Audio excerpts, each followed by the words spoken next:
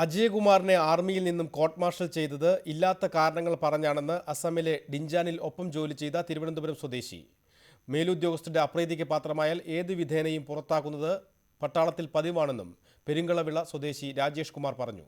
അജയകുമാറിനെ ജയിലിലാക്കിയ ശേഷം അന്ന് യൂണിറ്റ് ക്വാർട്ടേഴ്സിലുണ്ടായിരുന്ന തന്നെയും കുഞ്ഞിനെയും പല വിധത്തിൽ ഉപദ്രവിക്കാൻ ശ്രമമുണ്ടായിരുന്നതായി അജയകുമാറിന്റെ ഭാര്യ ഇന്ദുലേഖ വ്യക്തമാക്കി. സൈനിക സേവനത്തിൽ നിന്ന് വിരമിച്ച രാജേഷ് ഇപ്പോൾ ഹൈദരാബാദിൽ യുഎന്നിന്റെ പ്രൊജക്ടിൽ ജോലി ചെയ്യുകയാണ്. അജയകുമാറിനെ ഇല്ലാത്ത കാരണങ്ങൾ പറഞ്ഞ് പട്ടാളത്തിൽ നിന്ന് പുറത്താക്കുകയായിരുന്നെന്ന് തനിക്ക് പൂർണ്ണ ബോധ്യമുണ്ടെന്ന് അന്ന് ഒപ്പം പ്രവർത്തിച്ചിരുന്ന രാജേഷ് കുമാർ പറയുന്നു.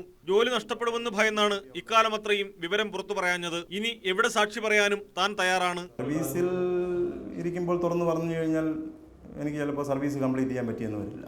ഓഫീസേഴ്സ് ലെവലിൽ അവർക്കെതിരെ എന്തെങ്കിലും നടക്കുന്നെന്ന് വന്നു കഴിഞ്ഞാൽ അവർ ശരിക്കും ഒരുപാട് കേസുകൾ ഇങ്ങനെയുണ്ട്. മിലിറ്ററി ആശുപത്രിയിൽ കരുനാഗപ്പള്ളി സ്വദേശിയെ കൊലപ്പെടുത്തി കുറ്റം അജയകുമാറിന്റെ ചുമലിൽ കെട്ടിവെക്കാനായിരുന്നു ശ്രമം. പോസ്റ്റ്മോർട്ടം റിപ്പോർട്ട് വന്നപ്പോൾ അത് നടക്കാഞ്ഞതിനാൽ മറ്റൊരു കുറ്റം കണ്ടെത്തുകയായിരുന്നു. സത്യമാണ് ഞാൻ പറയുന്നത്.